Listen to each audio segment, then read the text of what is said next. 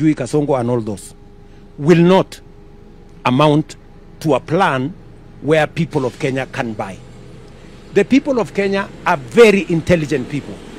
They can make a difference between the team with a plan and the team without. And yesterday, they sent a very powerful message. And I hope the people on the other side are listening. They send a very powerful message that they are not interested in ethnicity. They are not interested in division. They are not interested in rhetoric.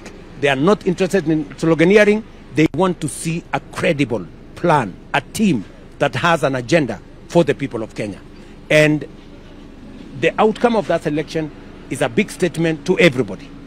Naam, Mheshimiwa, shukran sana kwa kutupa fursa kuzungumza nawe na vile vile watazamaji pia kufuatilia na kufahamu agenda yako ya miundo msingi na vile vile maendeleo ya taifa.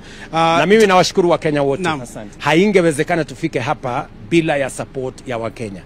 Kuna wale wananiunga mkono, kuna wale wananikosoa kwa sababu wanataka nifanye bora zaidi. Hawa wote mimi nawashukuru kwa sababu hivyo ndivyo tutajenga taifa letu la Kenya. It is not always that people may agree with you 100%. Some, criticize me out of them wanting me to do better. And I appreciate that.